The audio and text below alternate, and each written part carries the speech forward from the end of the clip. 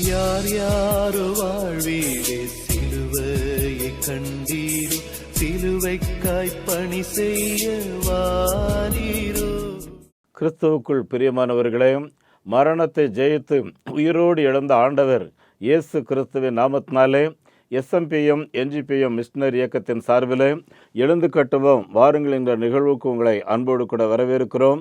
70 பேர் கொண்ட குழுவாக நம்முடைய இந்திய தேசத்தில் தமிழ்நாடு தொடங்கி கிழக்கே திரிபுரா, மேற்கே குஜராத், வடக்கே ஜம்மு காஷ்மீர் வரையிலேயும் 25 மாநிலங்கள் யூனியன் பிரதேசங்களில் 210 மிஷனரிமார் 168 பணி மையங்கள் அழைத்து தேவனுடைய வார்த்தையை சொல்லி வருகிறார்கள். இப்படி கிராமங்கள், மலைகள், காடுகளில் கிறிஸ்துவின் நாமத்தை சொல்லப்பட்டிராத இடங்களில் அறிவித்ததனுடைய விளைவாக இதுவரையிலேயும் ஆண்டவரின் கிருபையினாலே கடந்த 68 மாத ஊழியத்தில் 628 முதல் தலைமுறை கிறிஸ்தவர்கள் 628 கிராமங்களில் தேவனை ஆராதிக்கிறார்கள். இதுவரையிலேயும் பேப்டிசம் ஞானஸ்தானம் எடுத்தவர்கள் 6310 பேர். அதுபோல் ஆண்டவரின் கிருபையினாலே நம்முடைய அண்டை நாடாகிய நேபாள், பூட்டான், இன்னும் வங்கதேசம் இந்த பகுதியில் சுமார் 12 ஊழியக்காரர்கள் தேவனுடைய வார்த்தைகளை பிரசங்கிக்கிறார்கள். இப்படி பிரசங்கித்ததனுடைய விளைவாக வந்த விசுவாசிகளுடைய குழந்தைகள் 458 பேர் விடுதிகளில் 7 இடங்களில் தங்கி படித்து வருகிறார்கள். அருமையானவர்களே, 41 கிராமங்களில் நாம் இதுவரையிலேயும் ஆலயங்கள் கட்டி முடித்திருக்கிறோம். கடந்த மாதத்திலே ஒரு ஆலயத்தை பிரதிஷ்டை பண்ணும்போது அந்த ஆலயத்திற்கு ஸ்பான்சர் பணம் கொடுத்த அந்த அண்ணன் சொல்லும்போது, என்னுடைய பேரை வெளியே சொல்லலாம், ஆனால் என்னுடைய மகனுக்கு திருமணம் கூடி வந்த உடனே ஆண்டவர்கிட்ட பொருத்தனை பண்ண வருகிற எல்லா மொய் பணத்திலையும் கர்த்தருக்கு என்று ஒரு ஆலயம் கட்ட வேண்டும். என் அன்புக்குரியவர்களே, 20க்கு 30 என்கிற சைஸில் தான் அந்த ஆலயத்தின் கட்டுமான வேலை ஆரம்பித்தோம். ஆனால் அந்த ஆலய பிரதிஷ்டையின் அப்போ பார்த்தீங்கன்னா 1200 சதுரடி. அருமையானவர்களே, பஞ்சாபில் வேகமாக மக்கள் ஆண்டவர் இயேசுவின் பக்கமாக திரும்பி வந்து கொண்டிருக்கிறார்கள். அருமையானவர்களே, இந்த நம்பிக்கை தொலைக்காட்சி வழியாக இந்த ஊழியத்தை குறித்து உங்களுக்கு அறிவிக்கிறோம். இன்னும் உங்களுக்கு அறிமுகம் இல்லாத பலர் இருக்கிறார்கள். உங்களுடைய திருச்சபையில் பலருக்கு இப்படிப்பட்ட ஒரு மிஷனரி ஊழியம் இருக்குன்னு தெரியாது. ஆகவே போதகர் மட்டும் சொல்லுங்கள், யூடியூப்லேயும் நாங்கள் இதை அனுப்புகிறோம். அருமையானவர்களே, இந்த ஊழியம் இயேசுவின் நாமம் சொல்லப்பட்டிராத இடங்களில் சுவிசேஷம் அறிவிக்கிற ஒரு ஊழியம். நம்ம நாட்டில் 4 லட்சம் கிராமங்கள் இன்னும் ஆலயம் கிடையாது. அது இல்லாமல் இன்னும் 98% மக்களுக்கு இன்னும் இந்த சுவிசேஷத்துக்கு கீழ்ப்படியாமல் இருக்காங்க. அருமையானவர்களே, 68% மக்கள் பார்த்திங்கன்னா டெய்லி வேலைக்கு போனால் தான் அவங்க வீட்டில் சாப்பாடு இருக்கும். ஆகவே நம்ம நாட்டில் இன்னும் பிச்சை எடுத்து பிழைப்பு நடத்துகிறவர்கள், பிறக்கிற குழந்தைகளில் 72% குழந்தைகளுக்கு போதுமான சத்துணவு இல்லைன்னு சொல்கிறாங்க. அருமையானவர்களே, இப்படிப்பட்ட தேவை நிறைந்த மக்கள் இன்னும் பார்த்திங்கன்னா நம்ம நாட்டில் ஏராளமான மதங்கள், இனங்கள், அதோடு கூட ஏராளமான ஐதீகங்கள், நீங்கள் ஒவ்வொரு விதமான கலாச்சாரங்கள் நம்ம நாட்டில் இருக்குது. அருமையானவர்களே, இந்த கலாச்சாரங்களோட பின்னி பிணைந்தது நம்ம இந்தியா. அது ஒரு விதத்தில் பாராட்ட வேண்டிய காரியம். ஆனால் ஒரு குழந்தை பிறக்கும்போதே அந்த குழந்தை ஜாதகத்தை வச்சு தான் பெயர் போடுவாங்க. பார்த்துடுங்க, சில நேரங்களில் நல்ல நேரத்தில் குழந்தை பிறக்கணுங்கிறதுக்காக பிரசவ நேரத்தை தள்ளி போடுறது, இல்லைன்னா பிரசவ நேரத்துக்கு முன்னாலேயே அறுவை சிகிச்சை மூலமாக பிரசவம் பண்ண வைக்கிறது. இதெல்லாம் நம்ம நாட்டில் நடக்கிற அநீதியான காரியங்கள். அருமையானவர்களே, மந்திரவாதி சொல் கேட்டு உடலை கீறி கொள்கிறவர்கள், குழந்தைகளுடைய வயிற்றுவலினா வயிற்றுல சூடு, தலைவலினா தலையில் சூடு, இப்படி நிறைய சொல்லிகிட்டே போகலாம். பார்த்துக்குங்க, ஒரு மருத்துவர் தன்னுடைய மூத்த மகனை எப்படியாவது டாக்டர் ஆக்கிடணும்னு ஆசை. அவனுக்கு சரியாக படிப்பு வராது. கடைசியாக பல இடங்களில் போய் நிறையாவே பார்த்துட்டாங்க. ஒரு மந்திரவாதி என்ன சொல்கிறான், உங்கள் இளைய மகன் நல்லா படிக்கிறான் இல்லையா, அவனோட ரத்தத்தில் ஒரு டம்ளர் இவனுக்கு கொடுத்துருங்க, அந்த அறிவு இவனுக்குள்ளே வந்துடும்னு சொல்லி. அருமையானவர்களே, ஒரு டாக்டர் ரத்தத்தை அப்படியே உடலில் குடிக்கக்கூடாது, இது விஷம் ஆயிரும்னு சொல்லுவாங்க. ஒரு டாக்டராக இருந்தாலும் அந்த மந்திரவாதி சொல்ல தான் அவருக்கு தலைக்கு மேலே போய் கடைசியில் அந்த பையனுடைய இளைய மகனுடைய நரம்பை வெட்டி அதில் ரத்தத்தை பிடிச்சி இவனுக்கு குடிக்க கொடுத்து அந்த நரம்பு வெட்டின ரத்தம் கண்ட்ரோல் பண்ண முடியாமல் டாக்டர்கிட்ட எடுத்துகிட்டு போய் மறுபடியும் அதை நிறுத்த வைக்கிறதுக்குள்ள அந்த பையனுடைய உயிர் போயிடுச்சு. பார்த்துக்குங்க அருமையானவர்களே, இதெல்லாம் பேப்பரில் வந்ததுனால சொல்கிறேன். இப்படி நிறைய நிகழ்வுகள். ஆகவே தான் நம்ம நாட்டுக்கு இந்த நற்செய்தி ஊழியம் வேகமாக சொல்லணும். ஆகவே ஒவ்வொரு கிறிஸ்தவர்களும் இந்த கடைசி காலத்தில் இந்த நற்செய்தி ஊழியத்துக்காக ஜெபம் பண்ணுங்க. நம்முடைய திருச்சபை போதகர் மட்டும் சொல்லுங்கள், மிஷினரிகள் சபையின் சார்பில், தனிநபர் குடும்பங்கள் சார்பில் அனுப்பப்படணும். இன்னும் நிறைய மிஷினரிகள் அனுப்புனா தான் நிறைய பேருக்கு சுவிசேஷம் சொல்ல முடியும். அருமையானவர்களே, 10 கிராமத்துக்கு ஒரு ஊழியர்னு நியமிக்கணும். அப்படி நியமித்தா தான் நம்ம கிராமத்து மக்களை ஆதாயம் பண்ண முடியும் பார்த்துக்குங்க. அருமையானவர்களே, இந்த ஃபீல்டுக்கு மோட்டார் சைக்கிள் தேவையாக இருக்குது. ஒரு மோட்டார் சைக்கிள் வாங்குறதுக்கு 95,000 வேணும். இந்த பேசிக் கம்ப்யூட்டர் டெய்லரிங் மிஷின் வாங்குறதுக்கு 10,000 வேணும். ஜோமினிடுங்க. வாய்ப்புள்ளவர்கள் இதில் இன்றைக்கி உதவி செய்ய கேட்குறோம். அதே போல் ஹாஸ்டல் வாடகைகள் இருந்துகிட்ருக்கோம். மாடியா மக்கள் மத்தியில், இந்த ஒராவன் மக்கள் மத்தியில் நடக்கிற அந்த ஹாஸ்டலில் கரண்ட் கிடையாது. அதனால் எப்படியாவது இந்த வருஷம் ஒரு kV கரண்ட்டு சோலார் இன்ஸ்டால் பண்ணோன்னா 40,000 வேணும். ஒன் டைம் டொனேஷன் தான். ஆண்டவர் உங்களோட பேசுனா இந்த சோலார் பேனல் நீங்கள் வாங்கி தரலாம். அதே போல் ஹாஸ்டல் பில்டிங் கட்டிகிட்டு இருக்கோம். 15க்கு 10 அந்த ஹாஸ்டல் பில்டிங் கட்டுறதுக்கு ₹1,00,000 தேவை.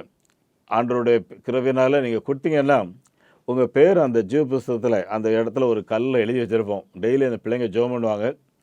வாழ்க்கையில் ஒரே ஒரு வாழ்க்கை தான் பார்த்துக்குங்க. இந்த ஒரே ஒரு வாழ்க்கையில் கர்த்தராகிய இயேசுவுக்காக நம்ம செய்கிற மாத்திரம் தான் நிலைச்சு நிற்கும். ஆகவே அருமையானவர்களே, கடவுள் உங்களை ஏவனாருன்னா ஒரு ஆலயம் கட்டலாம் பார்த்துக்குங்க. ஐயோ, ஆலயம் நானே கட்ட முடியும்? தாவீது சாதாரண ஆடு மேய்ச்சிட்டு இருந்தவர் தான் ஆலயம் கட்டினார். உங்களை மாதிரி சாதாரண ஆளை தான் அவர் ஆலயம் கட்டுவார். ஒரு ஆலயம் கட்டுறதுக்கு ₹2,00,000 சின்ன ஆலயம் செட்டு போட்டுடலாம். அது மாதிரி ₹3,00,000, ₹5,00,000, ₹7,00,000. ₹7,00,000 நல்லா பக்காவாக கட்டிடலாம் பார்த்துக்குங்க. ஆகவே எழும்பி வாருங்கள். ஆண்டவர் உங்களை ஆசீர்வதிப்பாராக. அருமையானவர்களே, இந்த தொலைக்காட்சி நிகழ்வுக்கும் நாங்கள் இந்த ஊழியத்தில் வர்ற பணங்களை தான் செலவு பண்ணுறோம். கடந்த நாளில் எங்களுடைய கமிட்டி கேட்டுக்கிட்டாங்க, ஒரு ப்ரோக்ராமுக்கு 5,000 வேணும்னு சொல்லுங்கள், ஏவப்பட்டவங்க தருவாங்கன்னு சொல்லி. அருமையானவர்களே, மிஷினரி ஊழியத்தின்னு கொடுக்குற பணத்தை தொலைக்காட்சிக்கு நம்ம கட்டணும்னு சொல்லி நம்ம நிறுவனம் விரும்பலை. ஆகவே கர்த்தர் உங்களை ஏவனா ஒரு ப்ரோக்ராம் நீங்கள் ஸ்பான்சர் பண்ணலாம். ஒரு 1 இயருக்கு நீங்கள் ஸ்பான்சர் பண்ணுறீங்கன்னா ரொம்ப சந்தோஷமாக இருக்கும். அதோடு கூட உங்கள் பெயரை சொல்லி நாங்கள் ஜெபம் பண்ணுவோம். ஒவ்வொரு வியாழக்கிழமை இரவு 8:30 மணிக்கும், சனிக்கிழமையில் இரவு 7:45 மணிக்கும், ஞாயிற்றுக்கிழமை காலை 6 மணிக்கும் எங்களுடைய செய்தி வருகிறது.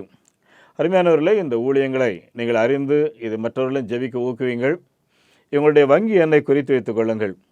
நெகேமியா new generation partaker moment, NGPM, account number 42 17 80 20 691. எங்களுடைய IFSC கோட் SPIN 0061767. அதே போல் salvation mission partaker moment SMPM, Canara Bank account 12 00 35 54 94 90. மறுபடியும் சொல்கிறேன், 12 00 35 54 94 90. IFSC code CNRP 000552. IFS code மறுபடியும் சொல்கிறேன், CNRP 005652. இவங்களுடைய தொலைபேசி எண் 94473750, 94473750, 9043867550. கிறிஸ்துவுக்குள் பிரியமானவர்களே, இந்த நாளில் நம்முடைய திருச்சபை காலண்டர் அட்டவணையின்படி உலகமெங்கிலேயும் உள்ள கிறிஸ்தவர்களுக்கு நம்முடைய ஆண்டவர் கொடுத்து போன ஒரு கட்டளை என்னவென்றால், நீங்கள் உலகமெங்கிலேயும் புறப்பட்டு போங்கள், சர்வ சிருஷ்டிக்கும் சுவிசேஷம் பிரசங்கம் பண்ணுங்கள், நான் உங்களுக்கு போதித்ததை அவர்களும் கை கொள்ளும்படி அவர்களுக்கு உபதேசம் பண்ணுங்கள். அதாவது சீசர்களை உருவாக்குங்கள் அப்படின்னு சொல்லி ஆண்டவர் நம்ம கையில் பொறுப்பை கொடுத்துட்டு போயிருக்கிறாரு. லூக்கா 16வது அதிகாரம் 13வது வசனத்தில் நீங்கள் வாசித்து பார்த்தீங்கன்னா, எந்த ஊழியக்காரனும் 2 எஜமான்களுக்கு ஊழியம் செய்ய முடியாது. ஒன்று ஒருவனை நேசிப்பான், இல்லைன்னா மற்றவனை பகைப்பான். இந்த 2 ஒன்று தான் நடக்கும். அதனால் 2 பேருக்கு நீங்கள் ஊழியம் செய்ய முடியாது. உலக பொருட்களுக்கும் தேவனுக்கும் ஊழியம் செய்ய உங்களால் கூடாது அப்படிங்கிறத இயேசு கிறிஸ்து தெளிவாக சொல்கிறார். அப்படின்னா அருமையானவர்களே, நம்முடைய வாழ்க்கையில் இயேசுவை திருப்திப்படுத்துகிறது மாத்திரம்தான் இருக்கணும். ஆனால் இன்றைக்கி இருக்கிற கிறிஸ்தவ உலகத்தில் இன்னும் நீங்கள் பார்த்தீங்கன்னா ஒரே இந்த பாட்டு டான்ஸுக்கு முக்கியத்துவம் கொடுக்குற ஒரு காலமாக இருக்குது. எங்கே பார்த்தாலும் நடனம், ஆம்பளைங்க இடிக்கிறத போல இப்போ ஆம்பளைங்களும் இடிச்சிக்கிட்டு இருக்காங்க. கோயிலுக்குள்ளவே ஆபாசமான காரியங்கள் நடந்து கொண்டிருக்கிறது. இவங்க என்ன சொல்கிறாங்கன்னா, நாங்கள் இயேசுவை ஆராதிக்கணும், சந்தோஷப்படுறது தான் கோயிலுக்கு வர்றோம்னு சொல்லி. இவங்க ஆராதிக்கிறதுக்காக வரவில்லை அன்பானவர்களை. இவங்க கிளப்புக்கு போகிறதுக்காக வர்ற மாதிரி வர்றாங்க. என் அன்புக்குரிய தேவனுடைய பிள்ளைகளை, ஆராதனை என்பது தேவனை மகிமைப்படுத்துகிறதுக்காக. அது மாத்திரம் இல்லை, பார்த்துக்குங்க, நம்மையே நம்முடைய ஆன்மாவில் ஒரு உற்சாகம் ஏற்படுவதற்காக தான் ஆராதனைக்கு வர்றோம். மாறா இன்னைக்கு சீசத்துவம் எப்படி இருக்குன்னு பார்த்தீங்கன்னா, கோயிலுக்குள்ளே இப்படி டான்ஸ் ஆடிட்டு வெளியே போனால் நம்ம வாழ்க்கையில் ஒரே வெறுப்பு பார்த்துக்குங்க. சமீபத்தில் ஒருவர் ஆலயம் போயிட்டு வந்து அன்னைக்கு ராத்திரி சூசைட் பண்ணிக்கிட்டாரு. செய்தியில் வந்து இதை நான் சொல்கிறேன் உங்களுக்கு. அப்படின்னா ஆலய ஆராதனை நம்ம வந்து அந்த வாரம் முழுவதும் ஒரு ஊக்குவிக்கக்கூடியது. இதுதான் சீசத்துவத்தை அணிந்து கொள்கிற இடம் தான் ஆலயம் பார்த்துக்குங்க. என் அன்புக்குரியவர்களே, நாங்கள் உலகத்தையும் நேசிப்போம், அதே மாதிரி இயேசுவையும் நேசிப்போம் அப்படின்னு நீங்கள் சொல்ல முடியாது. இயேசு தெளிவாக சொல்லிட்டாரு, நீ உலகத்தை நேசிச்சா உலகத்தை நேசி, 2 எஜமானுக்கு ஊழியம் செய்யாத, 2 பக்கம் குந்தி குந்தி நடக்காதன்னு சொல்லி எலியா தீர்க்கதரிசி அன்றைக்கு இருந்த இஸ்ரவேலை பார்த்து சொல்ல, நீங்கள் 2 மட்டும் 2 நினைவுகளினாலே குந்தி குந்தி நடப்பீங்கன்னு சொல்லிட்டார். என் அன்பானவர்கள், ஆகவே ஒரே தீர்மானத்தோட ஒரே விசுவாசத்தோட சீசத்துவத்தை அணிந்து கொண்டு நம்ம வாழ வேண்டும். நம்முடைய ஆண்டவராகிய இயேசு கிறிஸ்து நம்ம கொடுத்த கட்டளையில் 4 குறிப்பு அடங்கியிருக்கு. 1, நீங்கள் புறப்பட்டு போங்கள். 2வது ஞானஸ்நானம் கொடுங்கள். 3வது சீசர் ஆக்குங்கள். அப்படின்னா என்னென்னா, யார் யாருக்கெல்லாம் ஞானஸ்நானம் கொடுக்குறீங்களோ அவங்கள வந்து நம்ம வந்து சீசர்களாக உருவாக்க வேண்டும். அருமையானவர்களே, இந்த உருவாக்குகிற பணியில் இன்றைக்கி இருக்கிற போதகர்களும் சரி, விசுவாசிகளும் சரி, என் கையில் கொடுத்துருக்கிற சபையை நான் ஆண்டவருக்கு மகிமையாக உருவாக்கணுங்கிறதுக்கு பதிலாக அந்தந்த சீட்டில் உட்காரணுங்கிறதுல தான் நம்ம நிறைய பேர் முக்கியத்துவம் கொடுக்குறோம் பார்த்துக்குங்க. என் அருமையானவர்களே, நம்ம எல்லாருடைய மனதிலையும் தேவன் என் கையில் கொடுத்துருக்கிற அந்த பொறுப்பு என்ன, என் கையில் கொடுத்துருக்கிற விசுவாசிகளை சீசர்களாக நான் உருவாக்க வேண்டும். அருமையானவர்களே, இதற்கு அடுத்து சொல்லும்போது நீங்கள் அவங்களுக்கு உபதேசம் பண்ணுங்கள். அருமையானவர்களே, இந்த பைபிளில் பார்த்தீங்கன்னா இயேசு பிரசங்கிக்க தொடங்கினாவதுன்னு எங்கேயாவது இருக்காது. எப்படி இருக்கும்னா, இயேசு தம்முடைய வாயை திறந்து உபதேசிக்க தொடங்கினதாவது, போதிக்க தொடங்கினதாவது, அப்படி தான் இருக்கும் பார்த்துங்க. அப்படின்னா என் அன்பானவர்களே, நம்ம சபைக்கு என்ன போதிக்க போகிறோம் இல்லையா? ஒரு குடும்ப தலைவன் அந்த குடும்பத்துக்கு என்ன போதிக்க போகிறாரு அப்படிங்கிறதுல கவனமாக இருக்கணும். ஆதியாகமத்தின் புஸ்தகம் 18:19 நீங்கள் வாசித்து பாருங்கள். ஆபிரகாமை குறித்து ஆண்டவர் சொல்லும்போது என்ன சொல்கிறார், என் தாசனாகிய ஆபிரகாம் தனக்கும் தன் பிள்ளைகளுக்கும் நீதியையும் நியாயத்தையும் குறித்து உபதேசத்தை கொடுப்பான் என்று நான் அறிந்திருக்கிறேன். சரியா? அப்படின்னா என் அன்பானவர்களே, நம்மளுக்கு அதாவது சட்டியில் இருந்தால் தான் அகப்பையில் வரும்னு சொல்லுவாங்க இல்லையா? ஆகவே நமக்குள்ளே இருக்கிற அந்த ஆத்மா இருக்குது பார்த்தீங்களா, இதை நலமான காரியத்தினால நிரப்பி இந்த நிரம்பின இந்த பாத்திரத்திலிருந்து எடுத்து நம்ம கொடுக்க வேண்டும். என் அன்பானவர்களே, அப்படின்னா நம்முடைய வாழ்க்கையில் நாம் எந்த அளவுக்கு கடவுளோட நம்ம உட்கார்றோமோ அதில் தான் இது நடக்கும் பார்த்துக்குங்க. அருமையானவர்களே, ஆண்டவர்கிட்ட போய் எப்படி செல்ஃபோன் வந்து டெய்லி சார்ஜர் போட்டால் தான் அந்த செல்ஃபோன் எல்லாம் வேலை செய்யலைன்னா ஆஃப் ஆயிரும் இல்லையா? அதே மாதிரி ஒவ்வொரு கிறிஸ்தவர்களும் ஒவ்வொரு போதகர்களும் அதிகமான நேரம் ஆண்டோடைய சமூகத்தில் போய் அமைதலாக வேதத்தை வாசித்து நீங்கள் என்ன சொல்ல போகிறீங்க, எனக்கு என்ன கற்றுத்தர போகிறீங்க, இன்றைக்கி படித்த போதில் நான் என்ன லேர்ன் பண்ண போகிறேன் அப்படிங்கிற எண்ணத்தோடு நம்ம படித்தோன்னு சொன்னால் ஒவ்வொரு நாளும் ஆண்டவர் புதிய புதிய காரியங்களை நம்ம கற்றுத்தருவார். விசுவாசிகளாக இருக்கிறது நல்லது, ஆனால் அதற்கு அடுத்த கட்டத்தில் நம்ம எல்லோரும் போகணும் பார்த்துங்க. ஏன்னா கிறிஸ்தவர்களாக நம்மிடத்தில் மிகவும் நல்ல காரியங்களை உலகம் எதிர்பார்த்து கொண்டிருக்கிறது. நம்முடைய இந்தியாவில் தமிழ்நாட்டில் காமராஜர்னு ஒருத்தர் இருந்தார். அவர் வந்து பெருந்தலைவர்னு சொல்லி சொல்லுவாங்க. அவர் அடிக்கடி சொல்லுகிற வார்த்தை என்னென்னா, ஒரு முறை அவர்கிட்ட கேட்குறாங்க, நீங்கள் கிறிஸ்தவங்களுக்கும் மற்றவங்களுக்கும் என்ன வித்தியாசத்தை நீங்கள் சொல்லுவீங்க அப்படின்னு சொல்லும்போது என்ன சொல்கிறாருன்னா, ஒருத்தன் கையில் நிறைய வைரம் இருக்குதுன்னு வச்சுக்க, உடம்பெல்லாம் மாட்டிக்குவான். சம்மல் இருந்ததுன்னா, தங்கம் இருந்ததுன்னா அங்கங்கே எல்லாம் பண்ணி மாட்டிக்குவான், வீட்டுக்குள்ளே வச்சுப்பான், இல்லை பேங்க்கில் வச்சுருப்பான். இதே தங்கம், இதே வைரம் கிறிஸ்தவன் கையில் இருந்தால் அவன் ஒரு ஆஸ்பத்திரி கட்டுவான், கிறிஸ்தவன் கையில் இருந்தால் அவன் ஒரு ஸ்கூலை கட்டுவான், கிறிஸ்தவன் கையில் இருந்தால் நல்ல காரியங்களை 4 பேருக்கு போதி பார்ப்பான். இது போதுமா நான் சொன்னது அப்படின்னு நேரம் பார்த்துக்குங்க. அப்படின்னா என் நண்பானவர்களே, கொஞ்சம் யோசித்து பாருங்கள். நம்ம கிறிஸ்தவர்கள்னு சொல்கிறவங்க, பெருந்தலைவர்னு சொல்கிறோமே அவர் இருக்கட்டும், உலகம் என்ன நம்மகிட்ட எதிர்பார்க்குறது அப்படிங்கிறத நம்ம செய்கிறோமா, இல்லை மாற நாமே மாடிக்கு மேலே மாடு, இல்லை நிறைய ஊழியக்காரங்க சொகுசுக்கு மேலே சொகுசு பார்த்துக்குங்க.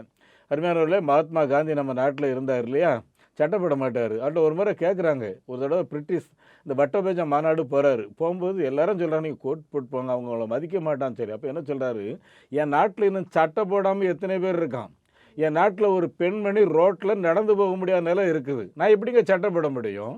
ஒரு லேடிக்கு ஒரு சேஃப் வரட்டு, நாட்டில் இருக்கிற ஒவ்வொருத்தரும் சட்டம் போடுறேன்னு நான் போடுறேன். அருமையானவர்களே, பெரியவர்களெல்லாம் இப்படிப்பட்ட வார்த்தைகளை சொல்லும்போது நம்ம எப்படிங்க சுகபோகமாக இருக்க முடியும்? என் அன்புக்குரிய தேவனுடைய பிள்ளைகளை, சீசத்துவத்தை அணிந்து கொள்ள வேண்டும், அதை வாழ்க்கையில் வெளிப்படுத்த வேண்டும். அப்படி வெளிப்படுத்த என்ன நடக்கும் பாருங்கள். அப்போஸ்தலர் 6வது அதிகாரம் 7வது 8வது வசனத்தில் எழுதியிருக்கு, வேத வசனம் விருத்தி அடைந்தது, சீசர்களுடைய எண்ணிக்கை எருசலேமிலே பெருகிற்று, ஆசாரியர்களில் அநேகர் விசுவாசத்துக்கு கீழ்ப்படிந்தார்கள். ஆசாரியர்னா பெரிய பெரிய மத தலைவர்கள், அரசியல்வாதிகளில் அநேகர் சீசர்களுடைய அன்றைக்கு இருந்த சீசருடைய காரியங்களை பார்த்து அவர்கள் தங்களை மாற்றிக்கொண்டு வந்தார்கள். இதான் ஆதி அப்போஸ்தலர்கள் காலத்தில் நடந்துச்சு. நம்ம வாழ்க்கையில் நடக்குதான்னு யோசித்து பாருங்க. அருமையானவர்களே, கடந்த 24ஆம் தேதி நான் ராஜஸ்தானில் இருந்தேன். அங்கே கொஞ்சம் பேருக்கு பேப்டிசம் கொடுத்தோம். பேப்டிசம் முடிச்சுட்டு ட்ரெஸ் எல்லாம் மாற்றிட்டு உட்காந்து ஜோம் பண்ணிட்டு அடுத்த கட்ட வேலைக்கு போகிறதுக்கு பிளான் பண்ணிகிட்டு இருக்கோம். திடீர்னு ஒரு மந்திரவாதி அவரை ஒரு நம்ம ஊழியர் ஒருத்தர் கூப்பிட்டு வந்தார். ஐயா அப்படி டிராஃபிக்கில் மாட்டிட்டு லேட் ஆயிடுச்சுன்னு சொல்லி. என்னப்பானா பேப்டிசம் எடுக்கணும். ஏன்னா எல்லாம் அப்படியே மந்திரக்கட்டுகளாக எரிச்சிட்டு இனி நான் எதையும் செய்ய மாட்டேன், இயேசுவுக்காக வாழ போகிறேன் அப்படின்ட்டு வந்துருக்கிறேன். நான் சொன்னேன், உடனே எப்படி பேப்டிசம் கொடுக்க முடியாதுப்பா, நான் உங்களுக்கு சில காரியங்களை கற்றுக் கொடுக்கணும், நீங்கள் அதெல்லாம் புரிஞ்சுக்கிட்டவர் தான் பேப்டிசம் கொடுக்கணும் அப்படின்னு சொல்லிக்கிட்டு இருக்கும்போது இப்போ தண்ணிக்குள்ளே இறங்கிட்டான். அருமையானவர்களே, இப்போ தண்ணிக்குள்ளே இறங்கின உடனே அப்புறம் நான் ஊழியரை பார்த்து சொன்னேன், தம்பி அன்றைக்கி பிலிப்பு இப்படி தான் ஒரு மந்திரிகிட்ட பேசிக்கிட்டே போனார். பேசிக்கிட்டு இருக்கும்போது அவர் என்ன சொல்லிட்டார், அங்கே தண்ணி கிடக்கு, நான் அதில் இறங்க போகிறேன், எனக்கு பேப்டிசம் கொடுன்ட்டார். வேறு வழி இல்லாமல் பிலிப்பு பேப்டிசம் கொடுத்தாரு. ஆவியானவர் அவரை தூக்கிட்டு போயிட்டார். பைபிள் எழுதியிருக்கு. இதெல்லாம் ஆவியானவருடைய கிரியை, நம்ம ஒன்றும் இதில் தடுக்கிறதுக்கு இல்லை. அதனால் பேப்டிசம் கொடுத்துருங்க, மேலே காரியத்தை கர்த்தர் பார்த்து கொள்வார்னு சொல்லி. என் அன்புக்குரிய ஆண்டவருடைய பிள்ளைகளே, என்ன சொல்ல வருகிறேன்னா, இன்றைக்கி பலர் மெய்யான பாதையை தேடிக்கொண்டிருக்கும் போது அந்த பாதையை காட்டுறதுக்கு நம்ம ஆயத்தமாக இருந்தால் மாத்திரம்தான் மற்றவர்களுக்கு அது பிரயோஜனமாக இருக்கும். என் அன்புக்குரியவர்களே, ஆக நம்ம எப்படி செய்கிறோம்னு யோசித்து பாருங்கள். யோவான் எழுதின சுவிசேஷம் 12:21 எழுதியிருக்கு. அன்றைக்கி இருந்த கிரேக்கர்கள் பலர் பிலிப்பினிடத்தில் வந்திருக்காங்க. என்ன சொல்கிறாங்க, எப்பா நாங்கள் இயேசுவை பார்க்க வேண்டும், ஐயா நாங்கள் இயேசுவை சந்திக்க வேணும். இந்த வார்த்தையை கேட்ட உடனே இயேசுவுக்கு பார்த்தீங்கன்னா அதிர்வு ஆயிடுச்சு. என்ன அதிர்வு ஆயிடுச்சுன்னா, உலகம் இப்பொழுது மெய்யான கடவுளை தேடிக்கொண்டிருக்கிறது, மெய் மார்க்கத்தை தேடிக்கொண்டிருக்கிற இயேசு உடனே என்ன சொல்கிறாரு, மனுஷகுமாரன் மகிமைப்படும்படியான வேலை வந்து விட்டது. என் அன்புக்குரிய ஆண்டோடைய பிள்ளைகளே, ஒருவேளை உலகம் தேடக்கூடிய இரட்சகரை உலகிற்கு அறிமுகப்படுத்துவதற்கு நீங்கள் ஆயத்தந்தானா, வாழ்கிறதுக்கு ஆயத்தந்தானாங்கிறத கொஞ்சம் யோசித்து பாருங்கள். என் அன்புக்குரியவர்களே, நம்ம நாட்டில் பெருந்திய ஒரு மார்க்க தலைவர் சுவாமி விவேகானந்தார். அடிப்படையாகவே அவர் நல்லவர், நல்ல போதனையாளர், அதில் எந்த குறையும் கிடையாது. அவருக்கு ஆரம்பத்தில் எப்படியாவது ஒரு விதத்தில் கடவுளை பார்க்கணுன்னு ஒரு ஆசை. ஆகவே தன்னுடைய வாலிப வயதில் நிறைய இடங்களுக்கு போகிறாரு.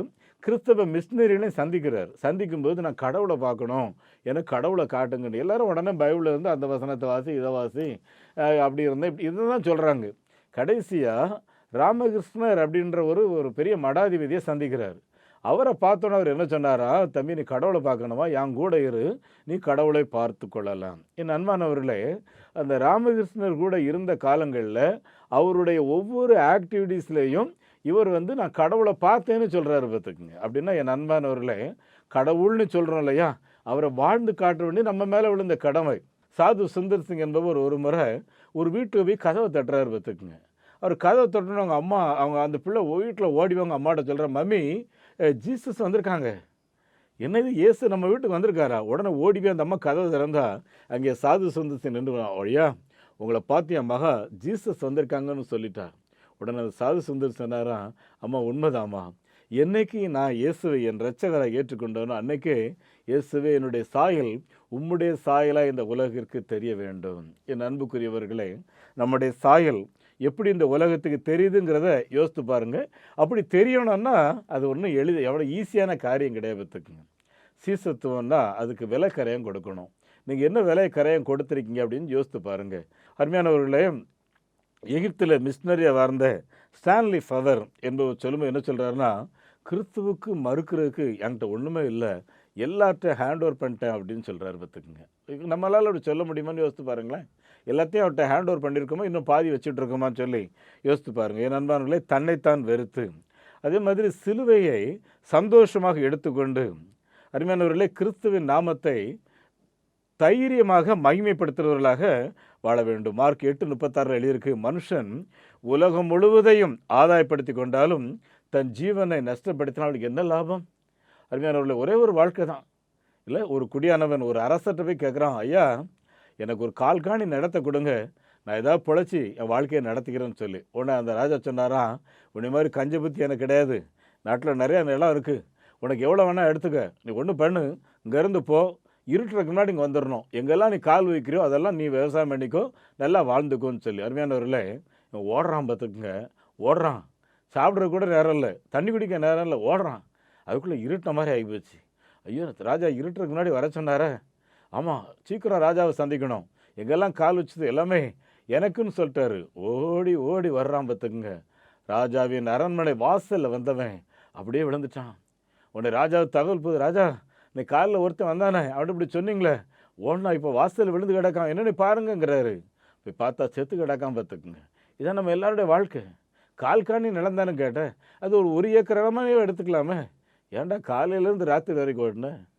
என் அன்புக்குரிய மனுஷன் உலகம் முழுவதையும் ஆதாயப்படுத்தி கொண்டாலும் தன் ஆத்மாவை நஷ்டப்படுத்தினா அவனுக்கு என்ன லாபம்? நம்மள நிறைய பேர் ஒரு நிமிஷம் கூட ஆத்மா குறித்து யோசிக்கிறதே கிடையாது. இது நரகம் போகுதா இல்லைன்னா பரலோகம் போகுதாங்கிறது யோசனையே கிடையாது. சமீபத்தில் ஒரு ஆர்டிக்கல் படித்தேன் பார்த்துக்குங்க. அருமையானவர்களே, ஒருத்தனுக்கு பரலோகம் ஒன்று ரொம்ப ஆசை, ஆக பரலோகம் போகிறாரு. அங்கே பேதுரு வாசலில் நிற்கிறார். பேதுரு சொல்ல, தம்பி 2 இடம் இருக்குது, நீ இந்த இடத்துக்கும் போய் பாரு, எங்கேயும் பாரு, எது உனக்கு சிறப்பாக இருக்கோ அதை நீ செலக்ட் பண்ணிக்கோங்கிறார். உடனே சரி நல்ல ஐடியா கொடுத்தீங்க, நான் முதல்ல இந்த இடத்துக்கு போகிறேங்கிறாங்க. உள்ளே போனால் நல்ல பொம்பளை பிள்ளைங்க ஓடி வந்து கட்டி பிடிக்கிறாங்க, முத்தம் கொடுக்குறாங்க.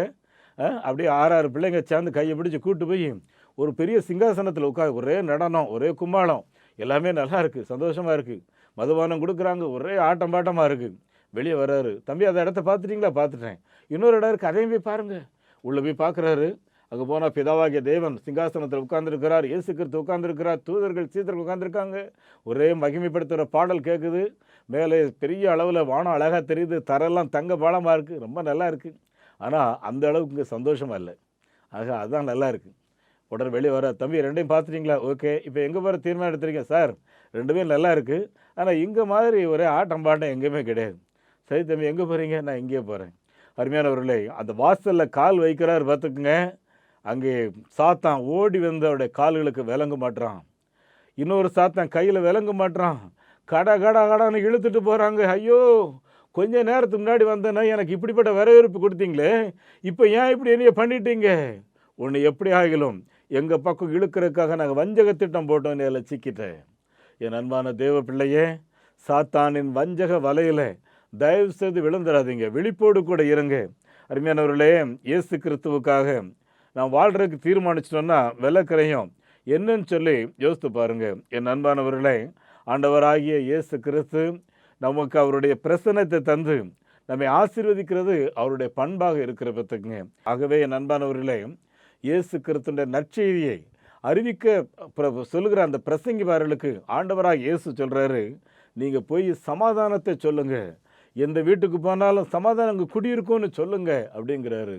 வியாதியஸ்தர்களை சுகமாக்குங்க, பிசாசுகளை துரத்துங்க, கட்டப்பட்டவர்களுக்கு விடுதலை கொடுங்கள்னு சொல்லி இயேசு தம்முடைய சீசர்களை அனுப்பி வைத்தார். என் அன்பானவர்களே, உலகம் பெரிய தேவையோடு இருக்க நம்ம இந்த நாட்டில் என்ன செய்ய போகிறோம்னு யோசித்து பாருங்கள். நாங்கள் இந்த நாட்டில் மிஷினரி ஊழியம் செய்கிறோம், ஜனங்க எவ்வளோ தேவையோடு இருக்காங்க, எவ்வளோ கட்டுகள் கிடக்காங்க, எவ்வளோ பேர் ஜாதகம். என் அன்பானவர்களே, கடந்த முறை ஜம்மு போயிருக்கும்போது அங்கே மாயா என்ற ஒரு சகோதரி, அவங்க பிறந்ததுலேருந்து சாபம், நம்ம ஜாதகம் சரியில்லை, கடைசியில் கல்யாணம் பண்ணி கொடுத்துட்டோம், அந்த வீட்டில் ஒரே தரித்திரம். அருமையானவர்களே, கடைசியாக எல்லாரும் சேர்ந்து அந்த பிள்ளைய கொல்வதற்காக பட்டி போட்டு இருக்கிற வேளையில் தான் கர்த்தருடைய சத்தம் அந்த பிள்ளைக்கு கேட்டுச்சு பார்த்துக்குங்க. என் அன்புக்குரியவர்களே, அவள் அன்னைக்கு தேவாலயத்தில் சொல்லும்போது, நான் கருவாயிருக்கிறேன்னு தெரிஞ்சு கூட இறக்கம் இல்லாமல் என்னை மிகவும் அடித்து கொடுமைப்படுத்தேன், இயேசுவேன்னு சொல்லி கூப்பிட்டேன். இயேசு என்னை வந்து நேசித்தார், என்னை சந்தித்தார், எனக்கு சுகப்பிரசவத்தின் மேலே குழந்தை கொடுத்தாரு. எந்த வீட்டுக்கு நான் சாபமாக இருந்தேனோ அந்த வீட்டார் இன்னைக்கு என்னைய ஆசீர்வாதத்தின் மகள் என்று சொல்லி ஏற்றிருக்கிறான்னு சொல்லி சாட்சி சொன்னாங்க. என் அன்புக்குரியவர்களே, ஒருவேளை இயேசு கிறிஸ்துவனுடைய சீசத்துவம், இந்த ஊழியம் அநேகருடைய கட்டுகளை உடைத்து, சாபக்கேடுகளை உடைத்து, ஜாதக நிலைகளை மாற்றி ஆசீர்வாதமான மனிதர்களாக மாற்றுகிறது. இப்படிப்பட்ட ஆசீர்வாதத்தை உலகு கொடுக்கறதுல உங்களுடைய பங்கு என்னன்னு சொல்லி யோசித்து பாருங்க. அருமையானவர்களே, ரோமர் 10:15 அனுப்பப்படாவிட்டால் எப்படி பிரசங்கிப்பார்கள்? சமாதானத்தை கூறி நற்காரங்களை சுவிசேஷமாக அறிவிக்கிறவருடைய பாதங்கள் எவ்வளோ அழகாக இருக்கிறது சொல்லி ரோமர் 10:15 எழுதியிருக்காது. மாத்திரமல்ல, ஆவுகு 1 அதிகாரம் 8 எழுதியிருக்குது, நீங்கள் மலையின் மேல் ஏறி போய் மரங்களை கொண்டு வந்து ஆலயத்தை கட்டுங்கள், அதன் மேல் நான் பிரியமாக இருப்பேன், என் மகிமை அந்த ஆலயத்தில் விளங்கும் என்று சொல்லி நம்முடைய ஆண்டவர் சொன்னார். என் அன்புக்குரியவர்களே, நம்முடைய ஆண்டவராகிய இயேசு கிறிஸ்து 2 ஆசீர்வாதத்தை நம்ம தந்திருக்க. ஒன்று, நீங்கள் உலகமெங்கிலேயும் எனக்கு சாட்சிகள் அப்படின்னு சொன்னார். இன்னொரு விதத்தில் சீசர்கள் சொல்லும்போது, ஆமாண்டவரே, நீங்கள் என்னை அனுப்பினீர்கள் என்பதற்கு நாங்களே சாட்சிகள் அப்படின்னு சொல்லி சொன்னாங்க. அருமையானவர்களே, நம்முடைய சாட்சி என்ன, நம்முடைய பங்கு என்ன, நம்முடைய தீர்மானங்கள் என்ன அப்படிங்கிறத யோசித்து பார்ப்போம். ஆண்டுடைய அரசு இந்த பூமியில் வளர்றதுக்கு நம்முடைய பங்கு என்னன்னு சொல்லி யோசித்து பாருங்க. அருமையானவர்களே, ஒரு நாள் ஒரு மிஷினரி, ஒரு சகாப்தம், ஒரு மிஷினரி சேலஞ்ச் வேட ஒரு மகள் அந்த ஆலயத்தில் கேட்குறாங்க. கேட்டுட்டு ஆண்டவருக்கு ஏதாவது கொடுக்கணும்னு சொல்லி வாஞ்சையோடு மிகவும் முயற்சிக்கிறாங்க. அவங்ககிட்ட ஒன்றுமே இல்லை. கடைசியில் டாக்டர்கிட்ட போகிறாங்க. டாக்டர், என்னுடைய கண்களை ஒருவருக்கு நான் தானமாக பண்ணிட்டா அவங்களுக்கு பார்வை கிடைக்கும். என்னுடைய கண்களை எடுத்துக்கொள்ளுங்கள். அதில் எவ்வளோ பணம் கிடைக்குமோ அதை கொடுங்கள், நான் மிஷினரி உழைத்து கொடுக்கணும். அந்த டாக்டர் சொன்னாராம், மகளே, உன் கண்களை விற்று நீ மிஷினரி உழைப்பு கொடுக்க வேண்டாமா, என்ன கொடுக்கணும்னு யோசிக்கிறியா, அதை நான் கொடுத்துட்றேமான்னு சொல்லி அந்த டாக்டருடைய உள்ளங்களை அந்த மகள் ஏவினாள். பார்த்துக்குங்க. அன்புக்குரியவர்களே, நம்முடைய ஏவுதல் எப்படி இருக்குன்னு யோசித்து பார்ப்போம். நம்முடைய தீர்மானங்கள் எப்படி இருக்குன்னு யோசித்து பார்ப்போம். சீசத்துவத்தின் கிரயங்கள் என்ன என்பதை யோசித்து பார்ப்போம். நம்முடைய தீர்மானங்கள் என்ன? தலைகளை தாழ்த்தி ஜெபிப்போம். இயேசு கிறிஸ்துவின் நல் சீடராகுவோம், விசுவாசத்தில் முன் நடப்போம். இனி எல்லாருமே அவர் பணிக்கனவே ஒன்றாய் எந்நாளும் உழைத்திடுவோம். நம் இயேசு ராஜாவே இதோ வேகம் வராரே, அதிவேகமாய் செயல்படுவோம். மனிதர் யாரிடமும் பாசம் காட்டுவோம், இயேசு மந்தைக்குள் அழைத்திடுவோம். இனி எல்லாமுமே அவர் பணிக்கனவே ஒன்றாய் எந்நாளும் உழைத்திடுவோம். நம் இயேசு ராஜாவே இதோ வேகம் வராரே, அதிவேகமாய் செயல்படுவோம். ஆம் பிதாவே, தேவை நிறைந்த எங்களுடைய இந்திய நாட்டில் தேவைகளை சந்திக்கிற பாத்திரமாக, இயேசு கிறிஸ்துனுடைய குணாதிசயங்களை உலகத்திற்கு வெளிப்படுத்துகிற பாத்திரமாக, இயேசுவின் அன்பை வெளிப்படுத்துகிற பாத்திரமாக, ஆண்டவரே நீர் உயிர் தெழுந்தீர் என்பதற்கு நான் சாட்சி என்பதை உம்முடைய சீசர்கள் பகிர்ந்து கொண்டது போல இன்றைக்கு வார்த்தைகளை கேட்டுக்கொண்டு நம்முடைய பிள்ளைகளும் செயல்படக்கூடிய விதத்தில் ஒவ்வொருவரையும் பலப்படுத்துவீராக. தகப்பனே, உம்முடைய பிள்ளைகளில் யாராகிலும் முடங்கி போய் எனக்கு ஜாதகம் சரியில்லை, என் குடும்ப நிலை சரியில்லை, என் நேரமே சரியில்லை, என் விதியே இப்படிதான் சொல்லி யாராகிலும் தங்களை குறித்து நொந்து போய் கிடப்பார்கள் என்றால், ஆண்டவரே நீர் ஒவ்வொருவரையும் தட்டி எழுப்பும், தூக்கி நிறுத்தும். இயேசு கிறிஸ்துனுடைய விடுதலையின் ஊழியம் அவருடைய வீட்டில் கிரியை செய்யட்டும். ஆண்டவரே, உம்முடைய வல்லமை உம்முடைய பிள்ளைகளை தூக்கி நிறுத்தட்டும். ஆண்டவரே, நீர் அப்படியே செய்கிறதற்காக உமக்கு ஸ்தோத்திரம். ஆண்டவரும் இரட்சகருமாகிய இயேசு கிறிஸ்துவின் நாமத்தில் இந்த ஜெபங்களை கேட்கின்றோம் பிதாவே, ஆமேன். நம்முடைய ஆண்டவர் இயேசு கிறிஸ்துவனுடைய கிருபையும் பிதாவாகிய கடவுளின் அன்பும் பரிசுத்த ஆவியானுடைய நடத்தல் பராமரிப்பு ஆசீர்வாதம் நம் அனைவரோடும் இன்றும் என்றும் சதா காலங்களிலேயும் தங்கியிருப்பதாக. ஆமேன். இந்த மாபெரும் நற்செய்தி பணியில் ஒரு ஆதிவாசி குழந்தைய நீங்கள் 600 ரூபாய் கொடுத்து படிக்க வைக்கலாமே, உங்களால் ஏன்ற தொகையை கொடுத்து ஒரு ஆலயங்கள் கட்டுவதற்கு தீர்மானம் எடுக்கலாமே, உங்களுடைய பங்குகள் என்ன?